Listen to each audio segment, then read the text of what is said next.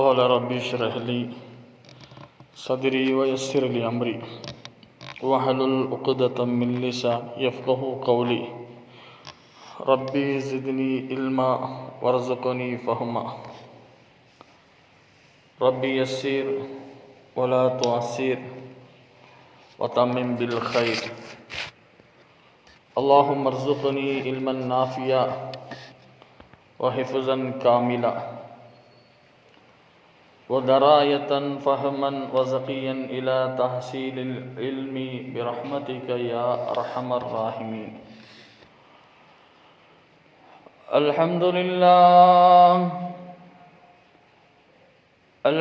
لله رب العالمين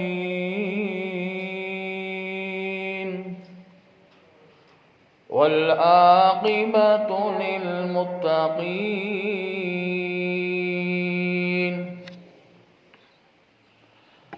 والصلاة والسلام على سيد الأنبياء وسيد المرسلين أما بعد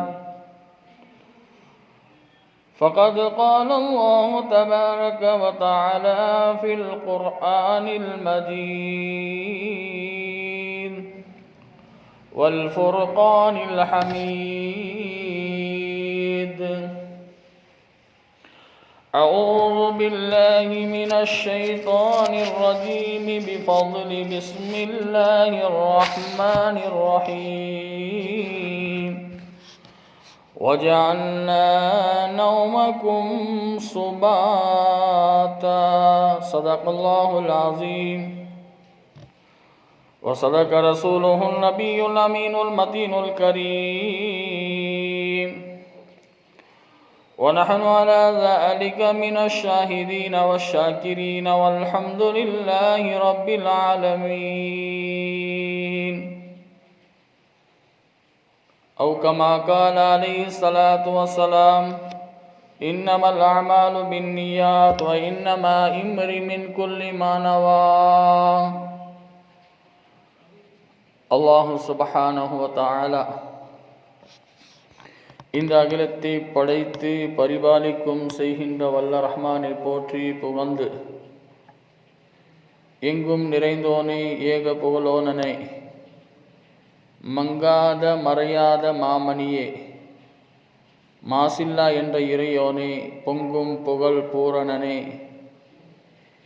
பாறைக்குள் இருக்கும் தேரைக்கும் கருவில் இருக்கும் சிசுவிற்கும் காலம் தவறாது கருணை உணர்வோடு உணவளித்து காத்த ஏக இறைவனை போற்றி வல்லோனின் தூதராகி போர் வாள் ஏந்தும் வீரராகி வல்லன் நபி நாதராகி உத்தம நபிகள் கண்மணி நாயகத்தை போற்றி புகழ்ந்தவனாக எனது உரையை ஆரம்பம் செய்கின்றேன். நபிகளாரை பின்பற்றிய உத்தம சத்திய சஹாபாக்கள், தாபீன்கள், தபா தாபீன்கள், ஷுஹதாக்கள், நாதாக்கள், நல்லவர்கள், குறிப்பாக நாம் அனைவர்கள் மீதும் அல்லாஹுவின் சாந்தியும் கருணையும் என்றென்றும் நின்று நிலவட்டுமாக. இங்கு அமரக்கூடிய நம்மவர்கள் மீதும் இன்னும் இந்த ஜும்மாவிற்கு வருகை தரக்கூடிய நல்லுள்ளங்கள் மீதும் பயானை கேட்கக்கூடிய தாய்மார்கள் மீதும் சகோதரிகள் மீதும் அல்லாஹுவின் சாந்தியும் சமாதானமும் என்றென்றும் நின்று நிலவட்டுமாக. கண்ணியத்துக்குரிய அல்லாஹுவின் நல்லடியார்களே, சென்ற வாரம் நாம் பார்த்தோம், அல்லாஹுவே திக்ரு செய்வதையுடைய சிறப்புகளையும் அதனுடைய வழிமுறைகளை பற்றி நாம் பார்த்தோம். இன்றைக்கு நாம் பார்க்கக்கூடிய தலைப்பாகிறது, ஒரு மனிதன் பிறப்பிலிருந்து இறப்பு வரைக்கும் பெருமானார் ஸல்லல்லாஹு அலைஹி வஸல்லம் இந்த உம்மத்தவர்களுக்கு கற்று தந்து சென்றார்கள். இந்த அடிப்படையில் மனிதர்களுக்கு தேவை அவசியமானது தூக்கம். இந்த தூக்கத்துடைய சுன்னத்துகள், அதனுடைய ஆதாப்கள், அதனுடைய ஒழுக்கங்களை பற்றி சில ஹதீஸ்களை, சில சம்பவங்களை உங்களுக்கு முன்னால் பகிர்ந்து கொள்ள ஆசைப்படுகிறேன். அதுக்கு முன்னால் இந்த நாட்டில் நடக்கக்கூடிய ஏராளமான பிரச்சனைகளை பற்றி சற்று நாம் சிந்தித்து பார்க்க வேண்டும். 2024 ஆண்டு பிறந்திருக்கிறது. அல்லாஹ் இந்த புதிய ஆண்டில் அமைதியும் நிம்மதியும் தவழச் செய்வானாக. சண்டையும் ஆபத்துகளும் இல்லாத ஆண்டாக ஆக்கி அருள்வானாக. மக்களுக்கிடையே நீதியும் நல்லுறவும் நிலைக்க வகை செய்வானாக. இந்த புதிய ஆண்டை உலகம் முழுவதும் உள்ள மக்கள் மகிழ்ச்சியோடு வரவேற்கின்றார்கள். ஒரு பக்கம் வரவேற்பு ஒரு பக்கம் இருந்தாலும் இன்னொரு பக்கம் ஜப்பான் நாட்டில் ஈரானில் இருந்து பெரும் சோகங்கள் நிகழ்ந்துகிறது.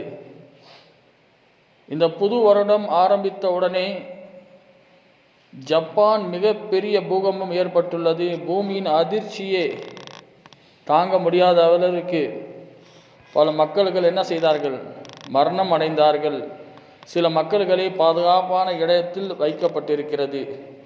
இது சோகத்தில் எல்லாத்தையும் ஆழ்த்துகிறது. ஏனென்றால் நாம் நன்மை என்று சில விஷயங்களை நினைக்கின்றோம். சில நேரத்தில் அந்த நன்மையும் தீமையாக மாறக்கூடிய விஷயமாக தான் இருக்கிறது. அப்போ அல்லாஹ் குர்ஆனில் சொல்லும் பொழுது குல் மதாவு துன்யா கலீல் வல் ஆஹிரத்து ஹைருல் லிமனித்தகா வலா துஸ்லமூன ஃபதீலா. இந்த உலகத்துடைய வாழ்க்கை இருக்கிறது, குறைவான வாழ்க்கை தான், மறுமையை தான் நாம் தேடி செல்ல வேண்டும். இது நமது இயக்கத்தை திறக்கும் ஒரு மந்திர சொல்லாகும். இஸ்லாம் எச்சரிக்கை அம்சங்களில் மிக முக்கியமானது இந்த உலகத்தின் மீது ஆசையாகும். இந்த உலகம் நாம் நினைக்கிற அளவுக்கு நல்லதோ மகிழ்ச்சியானதோ அல்ல. இந்த உலகம் நம்மை ஏமாற்று ஒரு மாய கவர்ச்சியாகும் என்று குர்ஆன் சொல்லி காட்டுகிறது. திருக்குர்ஆனில் இன்னொரு இடத்திலும் இறைவன் சொல்லி காட்டுவமா ஹயாத்து துன்யா இல்லா மத்தாவுல் குரூர். அதாவது யார் இந்த உலகத்தை ஜெயிப்பதை நினைக்கிறார்களோ, மகிழ்ச்சியாக இருப்பதை தெரிகிறார்களோ, உண்மையில் அவர்கள் ஏமாந்துதான் போவார்கள். உண்மையில் அவர்கள் ஏமாந்துதான் போவார்கள். என ஏமாந்து போனவர்கள் இன்றைக்கு நம்மளை விட்டு எங்கே சென்றார்கள்? கபரில் தூங்கி கொண்டிருக்கிறார்கள்.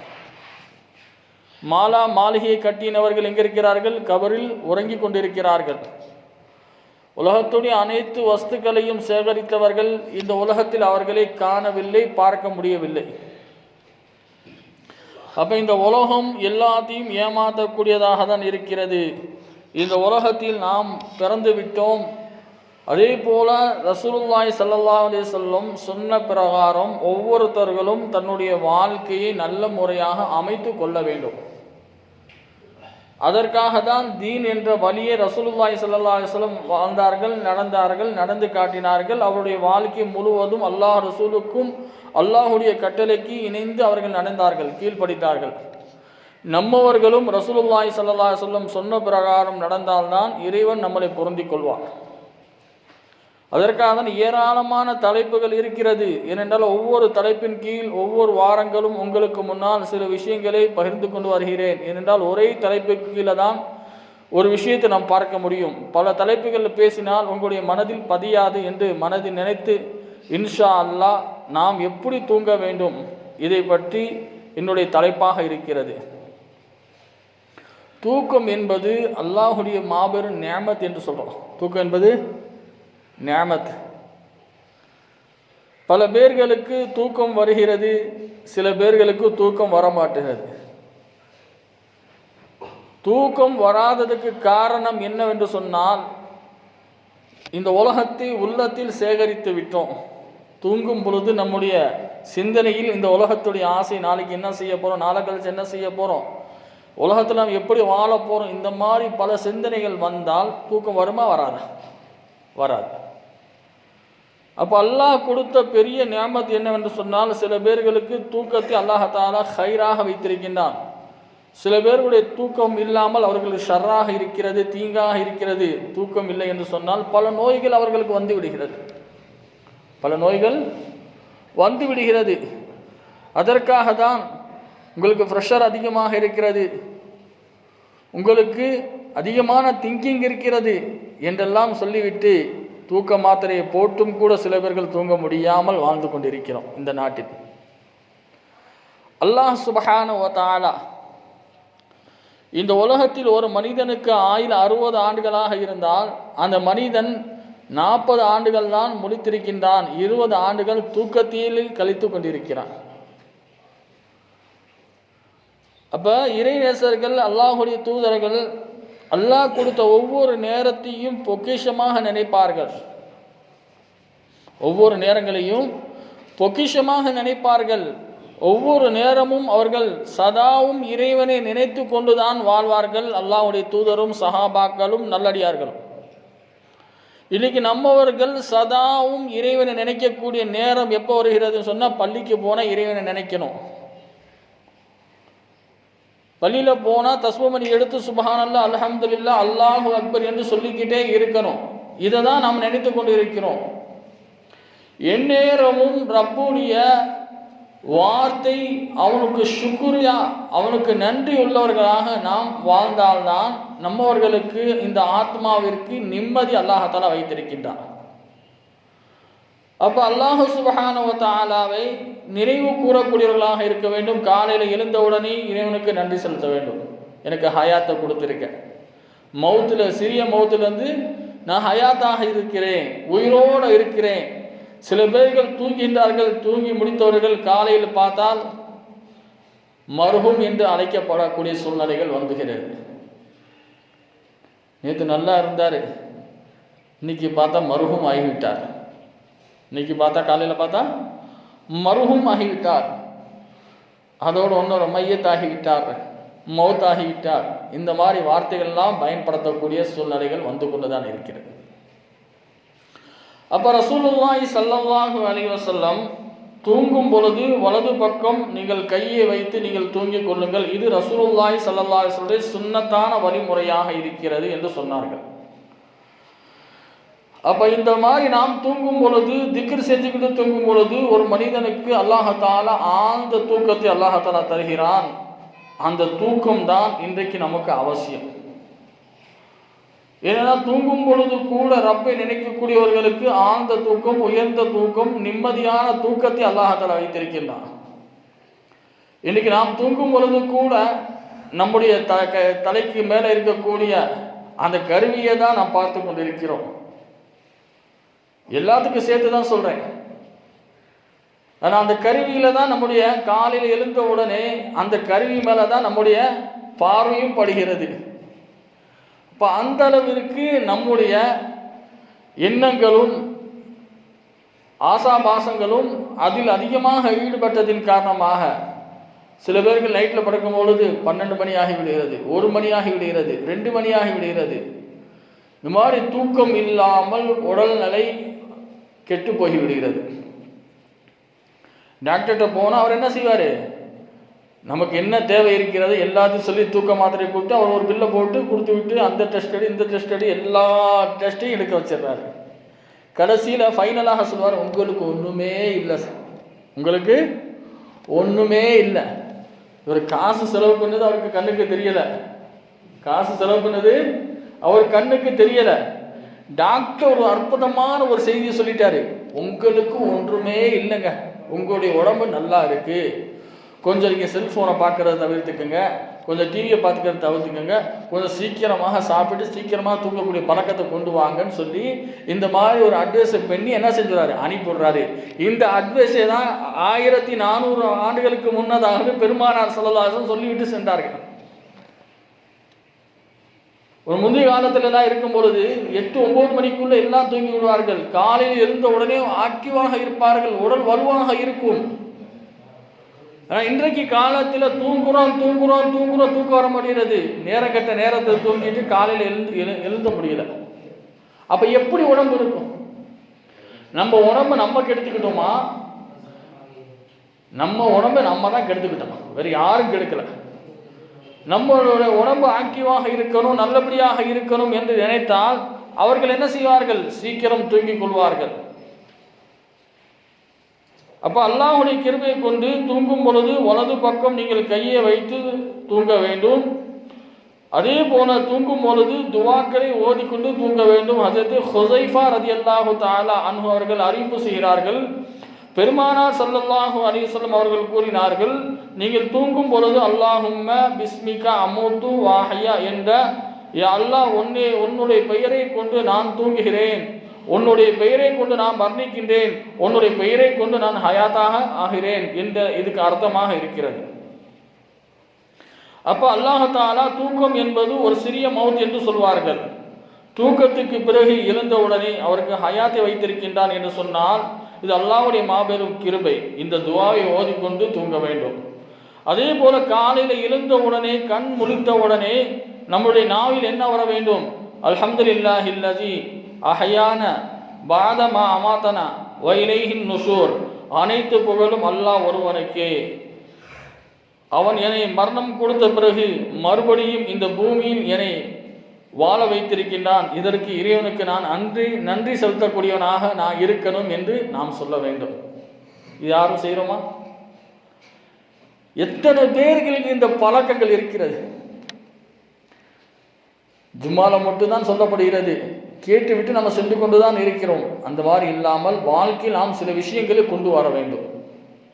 வாழ்க்கையில் சில அமல்களை நாம் கொண்டு வர வேண்டும். அப்பொழுதுதான் அல்லாஹ் தஆலா அதை கொண்டு நம்மளை பொருந்திக் கொள்வான்.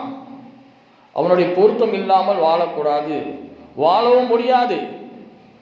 அடுத்து ஆயிஷா ரலியல்லாஹு தஆலா அன்ஹா, ரசூலுல்லாஹி ஸல்லல்லாஹு அலைஹி வஸல்லம் மனைவி, அவர்கள் கூறுகின்றார்கள், நீங்கள் தூங்கும் செல்லும் பொழுது ஒழு செய்துவிட்டு தூங்கிக் கொள்ளுங்கள் என்று சொன்னார்கள். என்ன சொன்னார்கள்?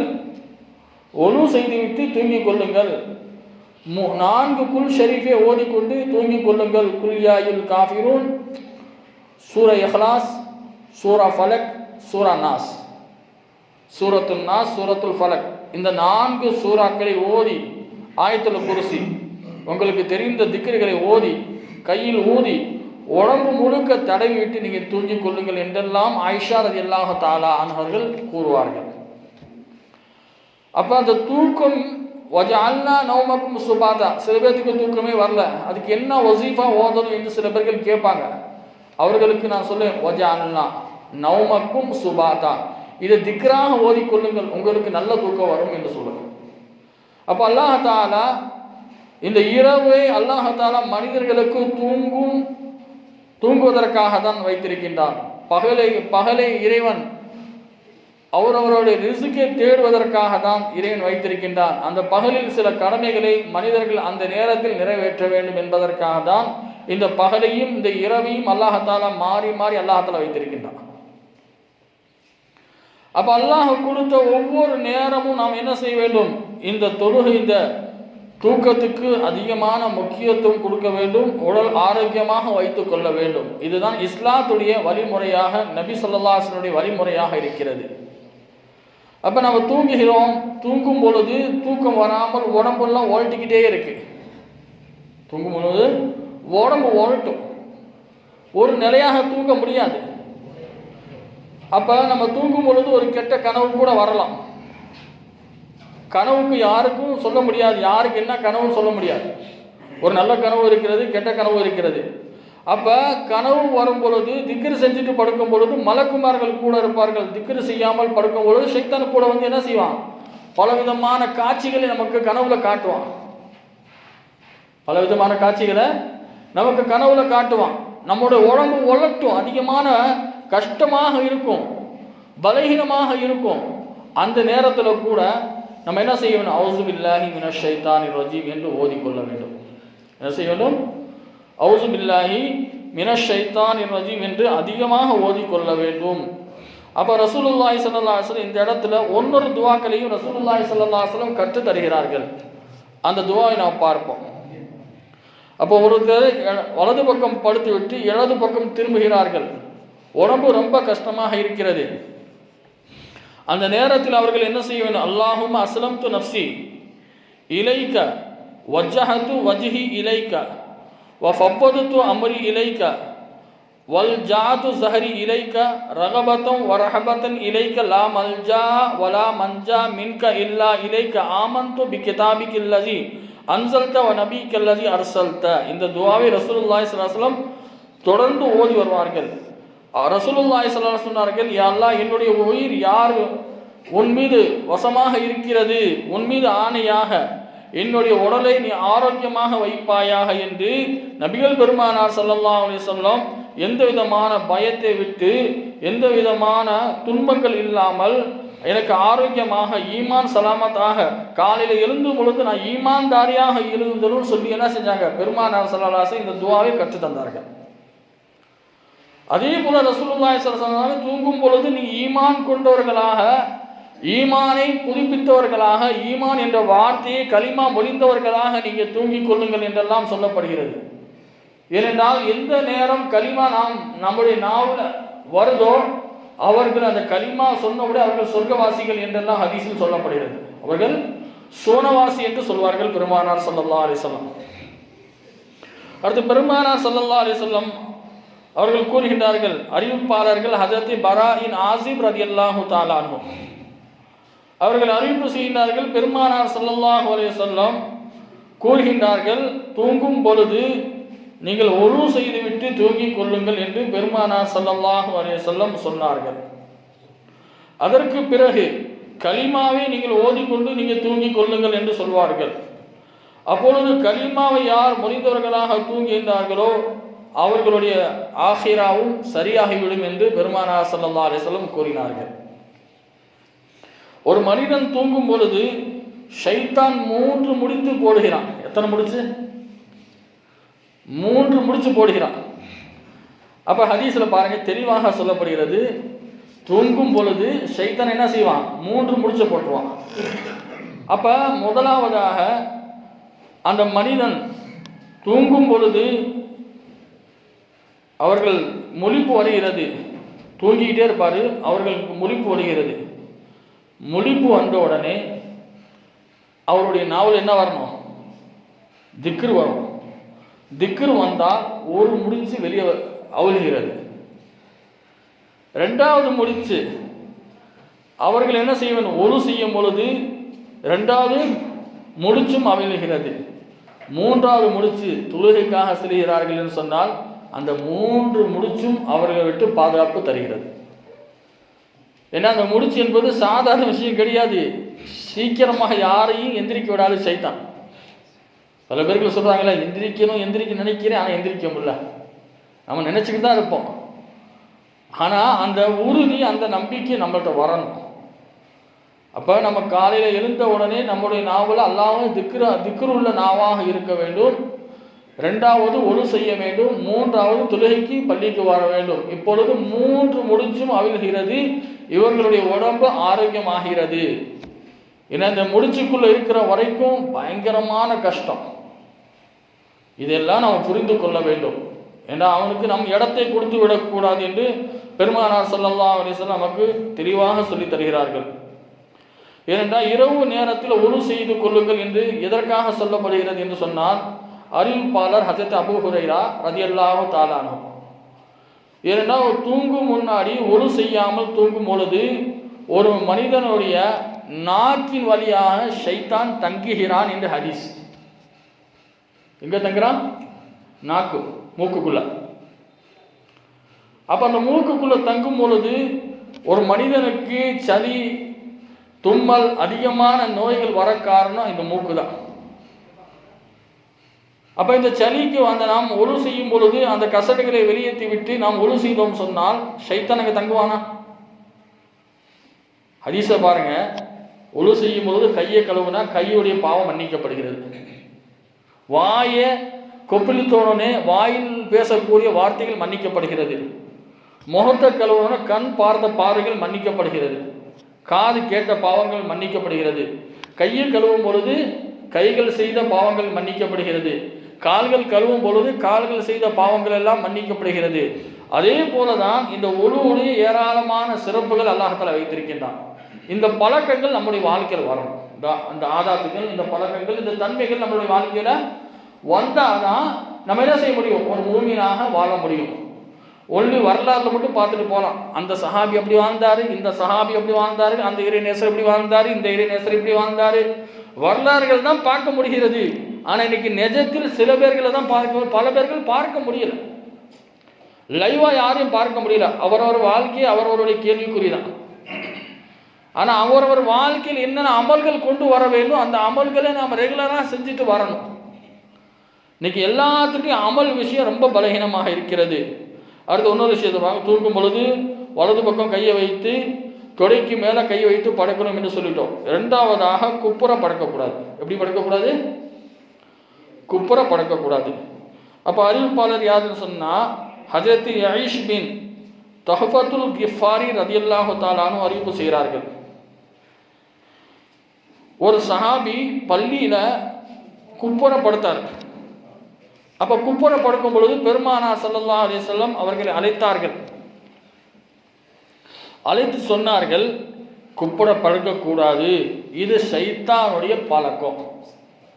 இன்னைக்கு பல பிள்ளைகளிலிருந்து சிறுவர்களிலிருந்து பெரியோர் வரைக்கும் குப்புற படுக்கக்கூடிய பழக்கங்கள் இருக்கு. இப்போ யாரை மாற்ற முடியும்? சொல்ல தான் முடியும். குப்புற படுக்க கூடாது என்று யார் சொன்னா? பெருமானார் ஸல்லல்லாஹு சொன்னார்கள். குப்புற படுக்கும் பொழுது உங்களுடைய எண்ணங்கள் எல்லாம், உங்களுடைய சிந்தனைகள் எல்லாம் ஷைத்தானுடைய சிந்தனையாக மாறிவிடும். ஷைத்தானுடைய சிந்தனையாக மாறிவிடும். இதை நீங்கள் தவிர்த்து கொள்ளுங்கள் என்று சொல்லிவிட்டு இன்னொரு ஹதீஸ்ல ரொம்ப கடினமாக சொல்றாங்க பெருமானார் ஸல்லல்லாஹு அலைஹி வஸல்லம். குப்புற படுக்கக்கூடியவர்கள் நரகவாசி என்று சொன்னார்கள். அல்லாஹ் பாதுகாக்கட்டும். குப்புற படுக்கக்கூடியவர்கள் நரகவாசி என்று ரசூலுல்லாஹி ஸல்லல்லாஹு அலைஹி வஸல்லம் கடினமான வார்த்தையை பயன்படுத்தி இருக்கிறார்கள் பெருமானார் ஸல்லல்லாஹு அலைஹி வஸல்லம். அல்லாஹ் எல்லாத்தையும் பாதுகாக்கணும். நமக்கு தெரியாமல் இருந்திருக்கும், நம்ம அதுக்கு முன்னாடி தூங்கியிருப்போம்.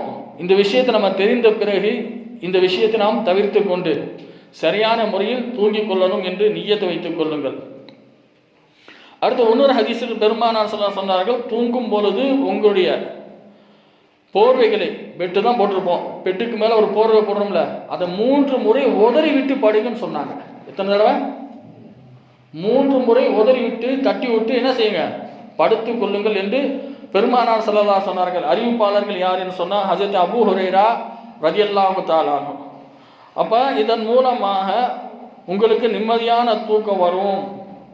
வீட்டில் நீங்கள் நுழைகிறீங்க, வீட்டில் நம்ம என்ன செய்கிறோம்? வீட்டில் நுழைகிறோம். நுழைஞ்ச உடனே நம்ம வரக்கூடியது பிஸ்மில்லாஹிர் ரஹ்மானிர் ரஹீம் சொல்லிவிட்டு தான் வீட்டுக்குள்ளே நுழையணுமா? என்ன சொல்லிவிட்டு? பிஸ்மில்லாஹிர் ரஹ்மானிர் ரஹீம் இதை சொல்லிவிட்டு தான் வீட்டுக்குள் நுழையணும். அப்படி நுழைந்து நீங்கள் பாருங்கள் என்று ரசூலுல்லாஹி ஸல்லல்லாஹு அலைஹி வஸல்லம் சொன்னார்கள்.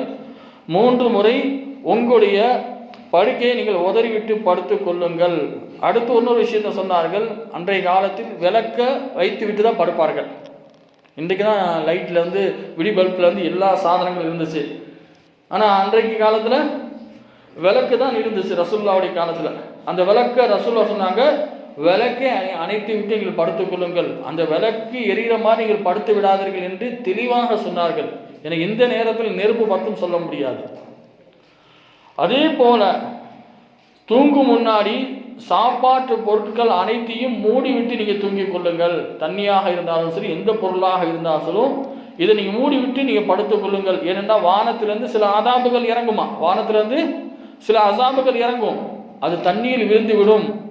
தண்ணீர் விழுந்து அதை நாம் குடித்து விட்டால் பல நோய்களுக்கு சொந்தக்காரர்களாக ஆகிவிடுகிறோம். பல நோய்களுக்கு நம்ம தான் சொந்தக்காரர்கள், வேறு யாரும் கிடையாது. இப்போ இந்த மாதிரி தன்மையை நாம் என்ன செய்ய வேண்டும்? மாற்றிக்கொள்ள வேண்டும்.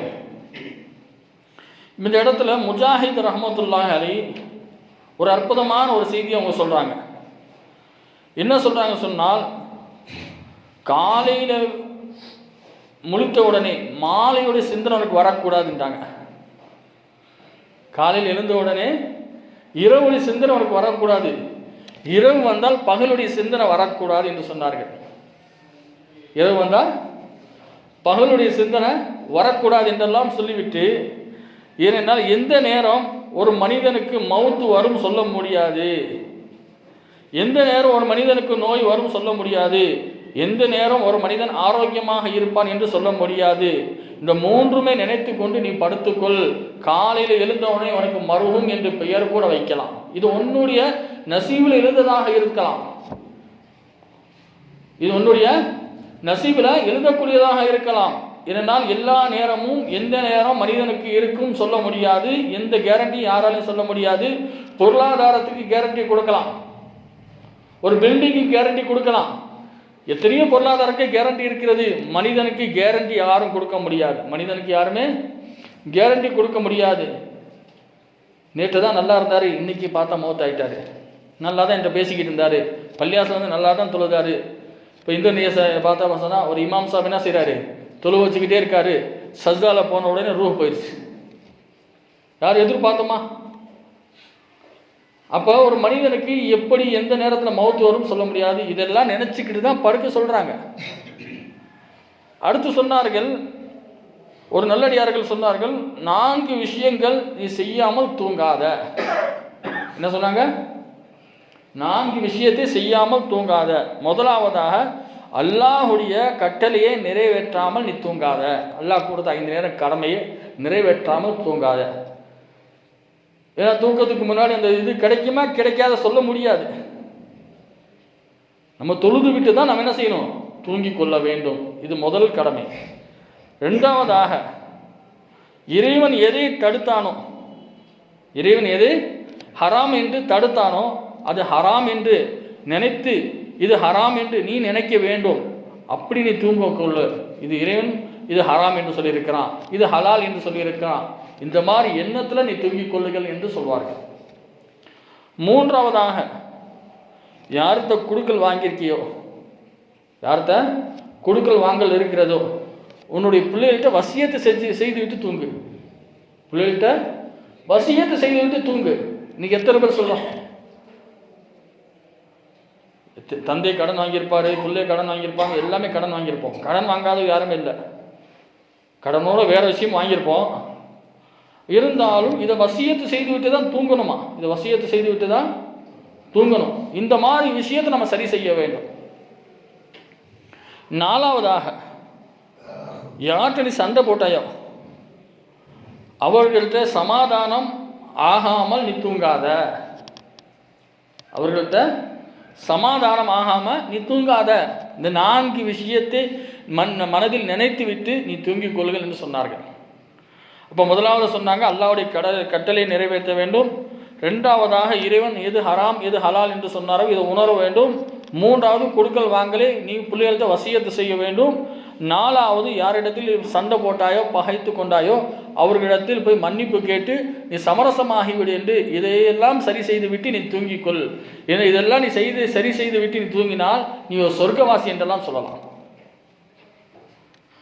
அடுத்து ஒன்றத்தை சொன்னார்கள், இப்போ ஒரு மனிதனுக்கு காலையில் எழுந்த உடனே 3 வகையான சுபுகாக இருக்கிறது. ஒன்று, அவர்கள் தேடக்கூடிய பொருளாதாரம் இருக்கிறது. 2வது, அவர்கள் தேடக்கூடிய பாவமாக இருக்கிறது. 3வது, மக்களிடத்தில் அவர்கள் கேட்கக்கூடிய யாசமாக இருக்கிறது. இந்த 3 வகையான பகலாக அவர்களுக்கு வருகிறது. அல்லாஹ் தஆலா நாம் அனைவர்களுக்கும் நல்ல முறையில் தூங்கணும் என்று சில சுன்னத்தான முறைகளை பாருங்கள். தூங்கும் பொழுது மிஸ்வாக் செய்துவிட்டு தூங்கிக் கொள்ளுங்கள். ஒழு செய்துவிட்டு தூங்கிக் கொள்ளுங்கள். பிஸ்மில்லா 4 குல் ஷரீஃபை ஓதிவிட்டு தூங்கிக் கொள்ளுங்கள். துவாவை அல்லாஹும்ம பிஸ்மிகா அமூத்து வாஹயா என்று இந்த துவாவை ஓதி கொண்டு தூங்கிக் கொள்ளுங்கள். அதே போல் குப்பர படுக்காமல் நீங்கள் தூங்கிக் கொள்ளுங்கள். அதே போல் நமக்கு ஏதாவது கடன் இருக்கிறதா, ஏதாவது தொழுகை கடனாக இருக்கிறதா, அந்த கடமைகளை சரியான முறையில் நாம் என்ன செய்ய வேண்டும், தூங்க வேண்டும். அசருக்கு பிறகு தூங்கக்கூடாது, அறிவு ஆற்றல் இழந்துவிடும். எப்போ தூங்கக்கூடாது? அசருக்கு பிறகு தூங்கக்கூடாது. மனிதனுடைய அறிவாற்றல்களை அது இழந்து விடுகிறது என்று சொன்னார்கள். அதே போல ஒவ்வொரு எட்டுக்களும் நாம் அல்லாஹ்வை அதிகமாக திக்ர் செய்யக்கூடியவர்களாக இருக்க வேண்டும். இறைவனுக்கு அதிகமாக ரசுல்லா மீது அதிகமாக ஸலவாத் ஓதக்கூடியவர்களாக இருக்க வேண்டும். ரசுல்லா மீது அதிகமாக அவர்கள் செய்த தியாகத்தை நினைத்து கொள்ள வேண்டும். அல்லாஹ்வுடைய வேதத்தை ஓதிக்கொண்டே தூங்க வேண்டும். சதாவும் நம்முடைய நாவல் திக்ர் இருக்க வேண்டும். இந்த மாதிரி தன்மையோடு நாம் தூங்கினால்